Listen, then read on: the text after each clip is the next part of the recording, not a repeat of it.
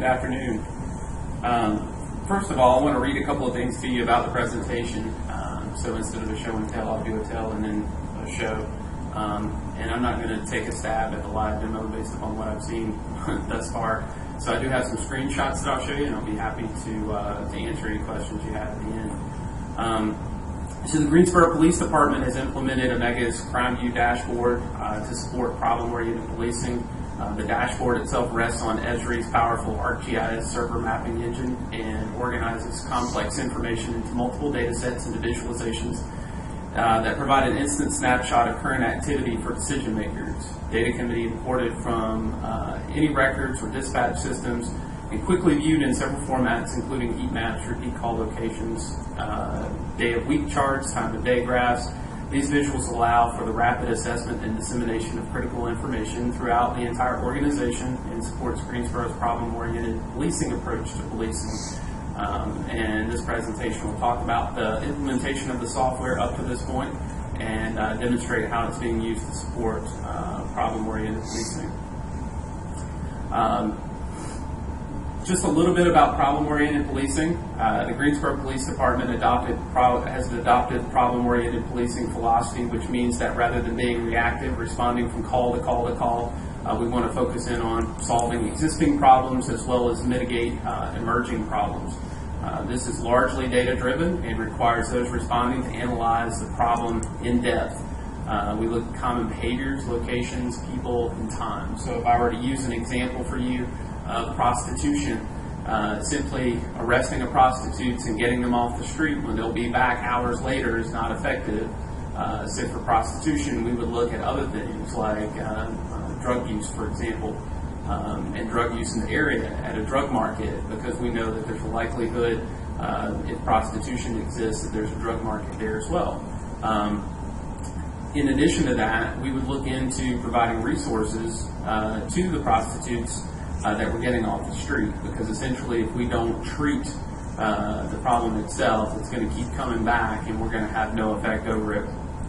So we make the full use of data that we have. That's our intent, is to identify incidents that are alike so that they can be addressed as common problems, and to simplify or break down those problems which at first might seem too large to solve into manageable pieces. Problem-oriented policing is not new. The 1979 is when problem-oriented policing came about. Herman Goldstein and then others that followed in his path have come up with 12-step approaches, such as John Eck. And we'll talk just a little bit about how we're using software and putting our own spin on problem-oriented policing.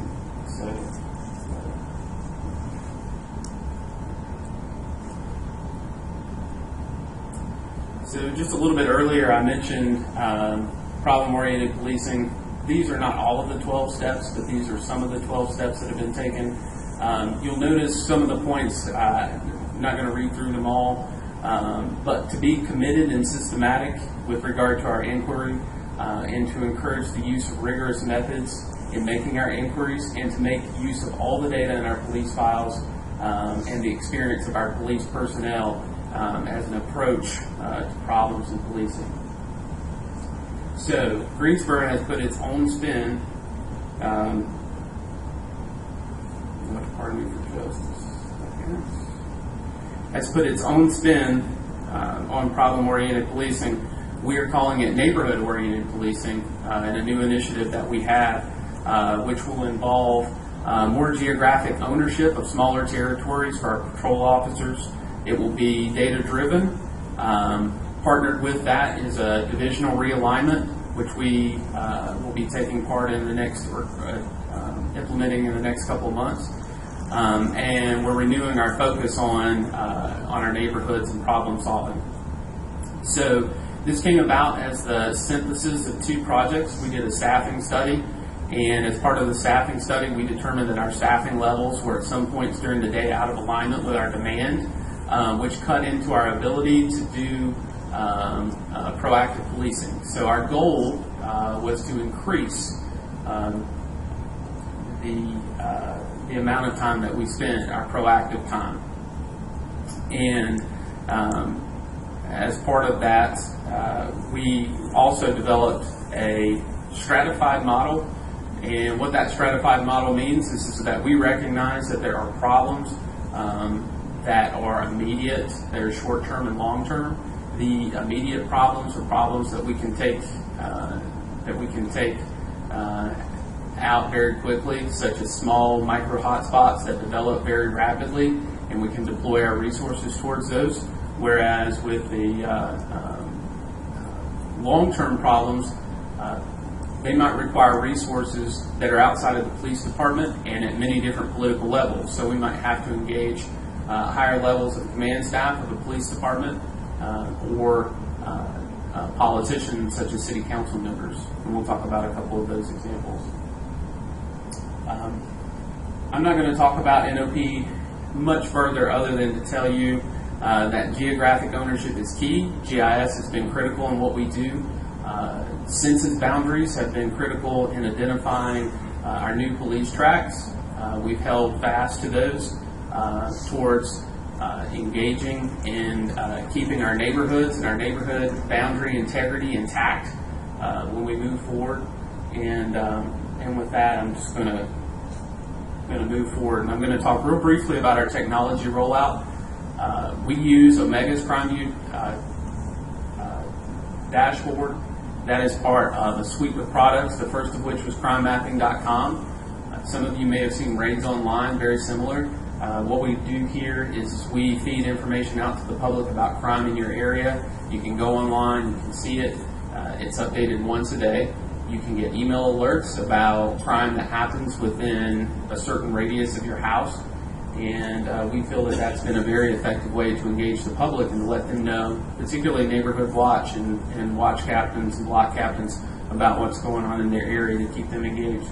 The second part of that is CrimeView Desktop. CrimeView Desktop is a third-party extension to ArcGIS. It bolts right on top, and that's what the crime analysis staff uses to do in-depth analysis. And then the part we're going to talk about today, which is phase 3, is CrimeView Dashboard, which is actually in the hands of command staff from the rank of chief, deputy chief, all the way down to sergeants and frontline police officers. And in the future, if we have time, I may talk just a little bit about Near Me, which is another phase that we're heading towards down the road. So why a dashboard? I think most of you have heard several dashboard presentations at this point. I'll tell you our reasoning was to bring a lot of different pieces of information into one place. I'll show you a graphic in just a minute about that. Access to the same information so that folks could see information specific to their assignments, scan and identify trends and patterns, analyze the problems, respond, assess your responses to be accountable, and yes, even for deconfliction. So I'm going to talk a little bit about the import process that goes on. We are bringing together our report management system, which includes incidents, citations, arrests, field contacts, and most recently to that we've added traffic accidents. So we're bringing all that data in, and then we are also bringing data from our computer-aided dispatch or CAD system, our calls for service in, and then any other data sets that we seek to add. And primarily, these are going to be what we would call WHOs, sex offenders, probation, parolee, and electronic monitors. Currently, the only one that we're bringing in right now is the sex offender piece into Dashboard. And then we bring that into an import process. That import process runs multiple times a day. It has a 9-step geocoding process. It converts the data into formats, into the vendor's format, and calculates advanced fields for advanced time analysis. It populates our data warehouse, and it allows for multiple daily updates.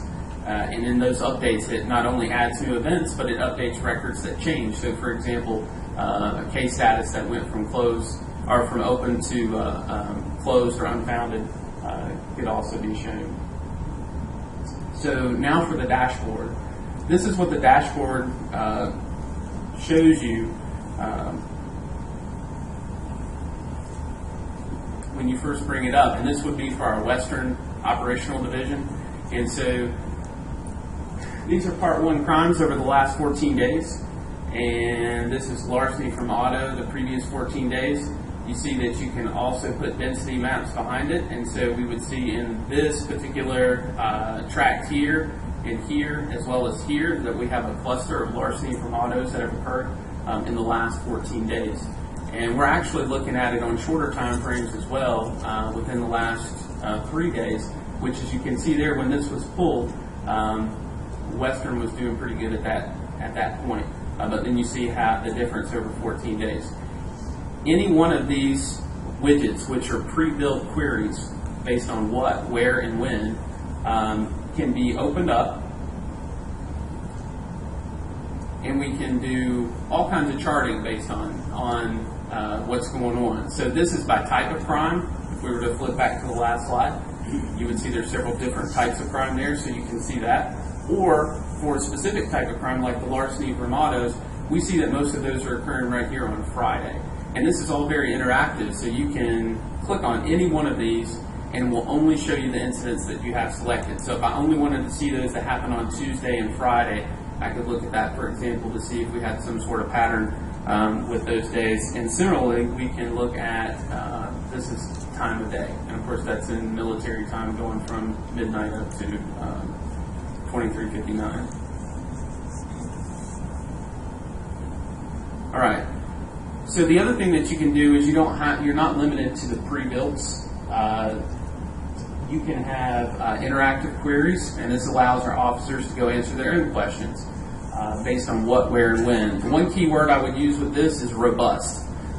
We have very robust saved queries and the ability to search by geography within boundaries, defining your own boundaries, and then near an address. And we've been able to bring in a lot of the City of Greensboro's GIS information and match it up into one piece, so that if I get a question about how many incidents have happened in a park over the last 2 weeks, I just type in the name of the park comes up, and it tells me how many incidents have happened in that park. And the one thing, as I'll point out later, it doesn't require you making a call to the crime analysis staff to run a statistic. Police officers can do this themselves. The other thing I want to show you is that it helps you get a full picture, because what we have here, we actually have a breaking and entering, another breaking and entering, and then 2 repeat B&Es. What you're also seeing on this map is you're seeing an FI, which is a field contact that a police officer had with someone. You're also seeing traffic citations that were written at this intersection. These are important because they can identify people or things that were going on in the area of the crime at the time. So let's say this B&E report was taken 2 or 3 days after this, but it actually occurred during this time frame. And let's say a police officer who didn't know about that B&E because it hadn't been reported yet had an interaction with a subject that was just down the street who happened to be, carrying a crowbar or something like that. We could go back and we could actually find out who he interviewed at that point in time, which might help us develop, from an investigative standpoint, information about. Or the other thing that we could do is we could look at these traffic citations, because people who commit crimes tend to drive radically away from the crime because their mind's on other things. So one of the things that Dashboard does is it helps us get a full picture of what's going on. The other thing that we've been able to do through Dashboard is we've been able to create these missions.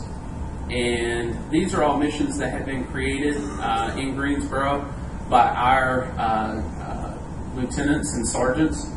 And these are areas identified with a particular crime problem at the current moment. It could be B&Es, it could be armed robberies, there could be other trends going on. And so what they're able to do to their staff is to communicate this information out to them in a way that tells them what's going on. And then there's a comment section over there in the middle, and what that allows the police officers to do is to talk about what they did in that area.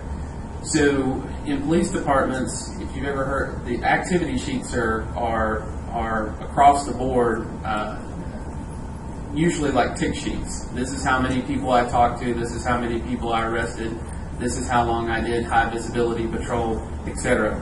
But we're making this geographic because we know where they did those activities inside this area, and we're holding people accountable because we know what they did to work on that problem.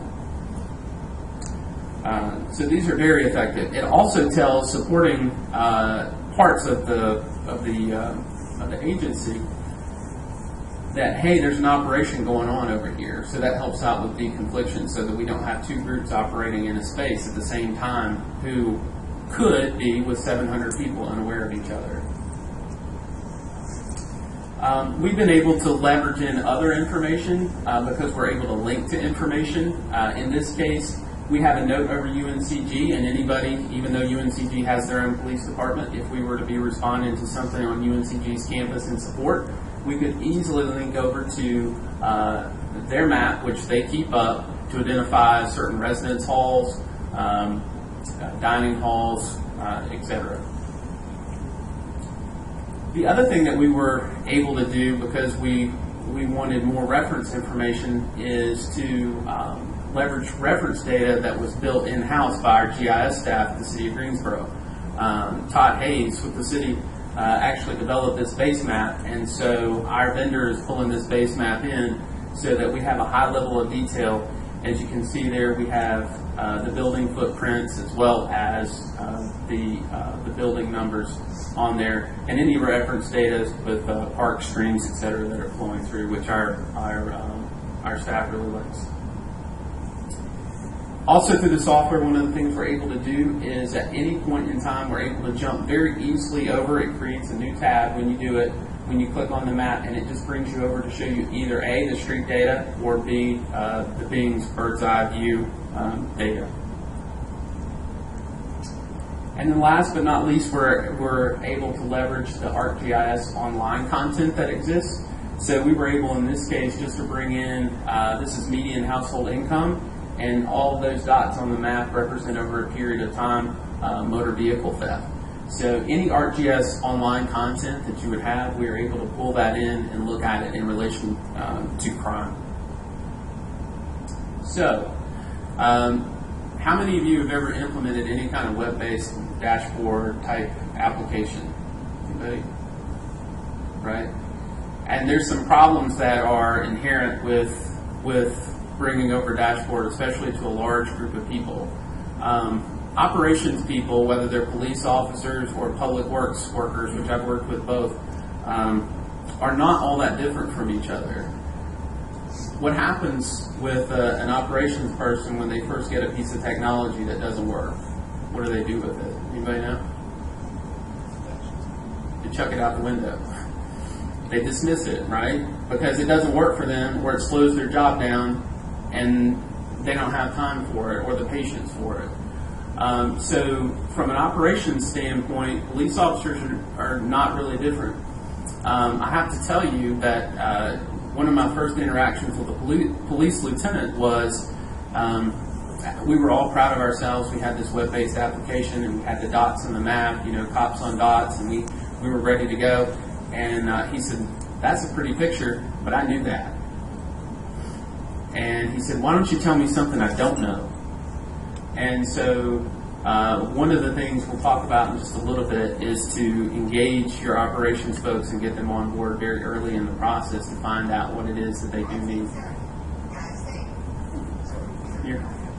So, challenges and consideration, implementation time. This has been a process that's gone on over 2 years at this point, and I anticipate before we get it fully built out the way that we want to, it'll be a 4-year implementation. You know, commanders and us alike, we go to conferences, we see something really pretty, and we go back and say, hey, we want to implement that, and we're going to do it in 2 months. That's not really the right way to do it. It needs to be well thought out. So implementation time is key. Identifying which fields you want to bring over can really help. Data cleanup, and that's not just the data, sometimes it's the process, right? Because in the police department, we find out that we've done a certain thing a certain way for 25 years. And sometimes that process needs to be changed. And so we have to change that process to make it better. Also, periodic changes in source data. Not that this would ever happen, but you know, occasionally the software vendor might upgrade to a new version of the software, CAD software, and they change the field type and they change the field name. Raj, close your ears. And it breaks the software, and I get a pretty little email in the middle of the night that says the import broke, and so we have to go back and fix it. The other thing that's been a challenge is rolling out the software to over 700 people, which means training, administration, and support. There are 2 administrators, myself and one other person, and then my staff designs the content. So they design what I was showing you earlier, which were the pre-built widgets that we basically build based upon folks' needs and wants. The one thing I will tell you, and I tell the police officers in their training, is that it can't do everything. It's a dashboard, and it's not supposed to. They always want to make it do more things than it can, and it can only do what it can do, and we can tweak and adjust it as we go along. And for police officers, if you've ever worked with police officers, you have to avoid it becoming just another thing. And what I mean by that is that police officers already log into things like North Carolina Aware, CJ Leads. They have an MCT. They have, for us, we have evidence.com, which is linked into body-worn cameras, which they've been wearing for, I don't know, well over a year now. And so they have a lot of things to log into. And this is one more thing for them to log into. It's one more password for them to have to know. And so to avoid it becoming another thing, you have to create value in it. And it has to be valuable to them, and it has to show them things that they don't know. So one of our initial observations is that integration with a reorganization like we're currently in, where we're getting ready to reorganize the geography, and we're getting ready to readjust our staffing levels so people have a new geography to become acquainted with, is critical. They've been told that this is a tool that you're going to be used, and it's going to be part of the process of a full implementation of neighborhood-oriented or problem-oriented policing, all the way down through the ranks. And that they're going to have geographic ownership of an area that they're going to be responsible for, and they're going to be responsible for knowing everybody, everything that happens within that geographic space. Because what's happened over time is that those folks have become call and cross-zone dispatch, so that they don't have the familiarity with the traditional beat or zone that they used to. And so we're trying to move back to that. We have moved from being, or we've improved the allocation of resources and decision making, being in the right place at the right time. We're not going to stop crime. Crime's always going to exist. But if we can attack crime when there's 2 dots on the map and look at the problems that are going on in that area, research shows us is that we can greatly diminish that pattern, and we can have an effect on reducing crime. Move from reactive to proactive, and then increase capacity. And I have to talk about this the most because I'm a supervisor and a manager. When I first came, we spent a great deal of time running mundane data requests for officers, and now they can do it themselves through the software. So we have additional capacity in my shop to do more advanced analysis. So for example, I have someone who's not quite full-time, but is doing a lot of risk terrain modeling for different types of crime, which we just simply didn't have the time for before. And commanders are more engaged with what's going on, not what happened in the last 28 days, but what's going on right now in their areas. Because a lot of them were just seeing the data and the maps for the first time the week before they presented in their command staff meeting. So I don't know if any of you ever saw The Wire where the district commander would go in the bathroom and throw up before comp staff, but that was the crime analysis staff, right? Because sometimes people would come in the middle of the night and we had to get this huge elaborate presentation together and ready. We don't do that anymore. We're able to do more advanced analysis, and we're able to let the commanders do that. So that's really all I have at this point. I think that some of these issues, no matter where you roll out a dashboard, they're going to be critical issues that you may also encounter. And as you do that, even if it's in public works, because I have experience there too, I would encourage you, if you have any questions, to feel free to contact me. My email's up on the screen.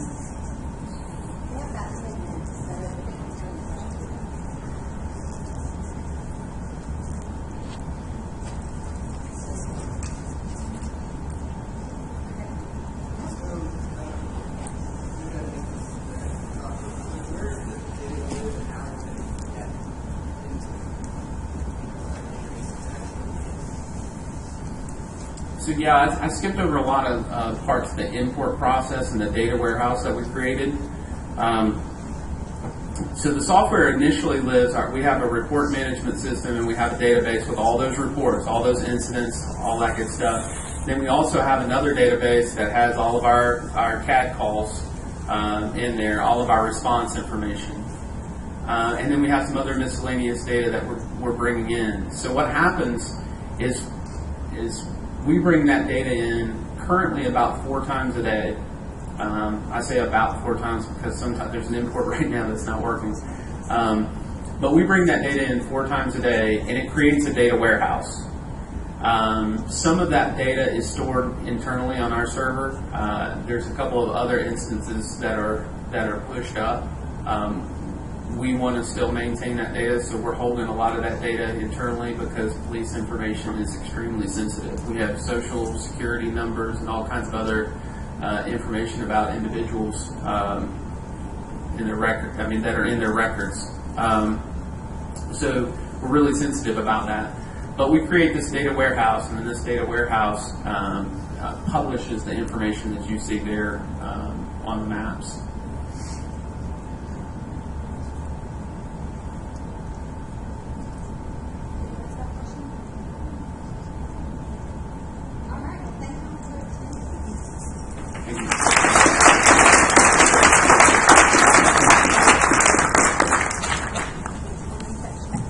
Now, I want to log out of Chrome, so I'm not going to touch any recording thing.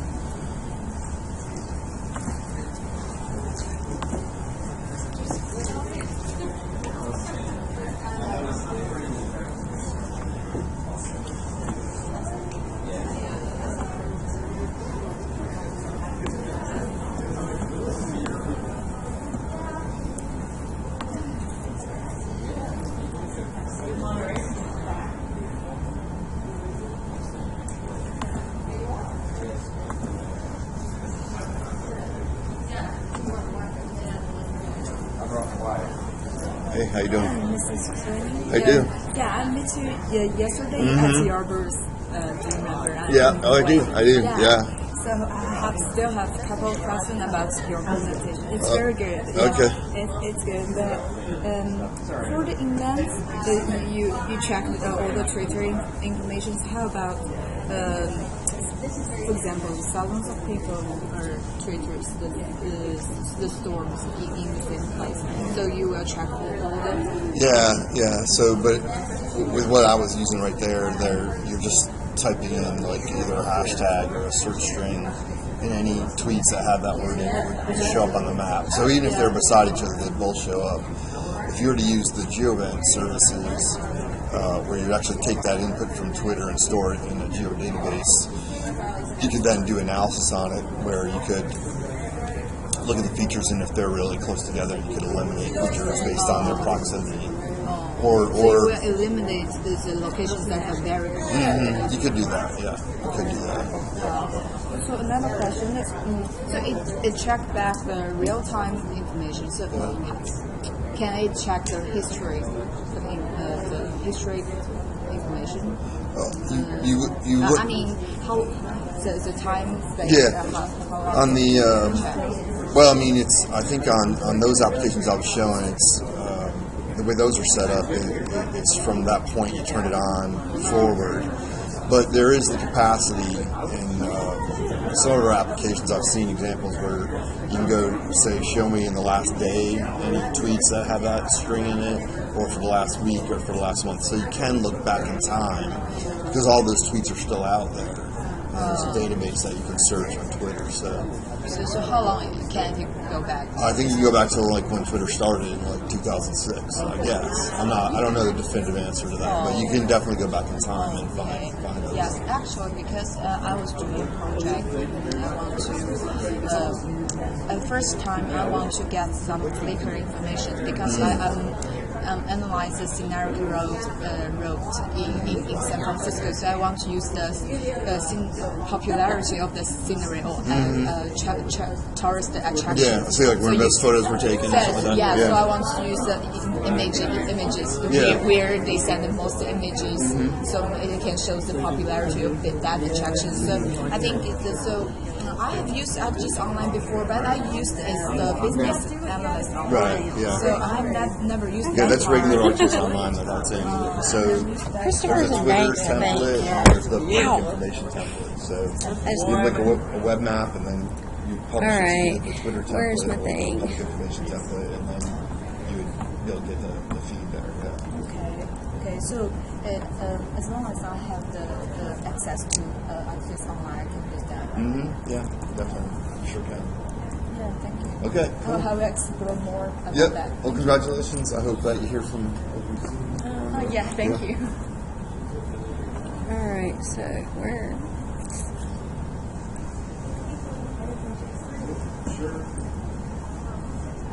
There we go.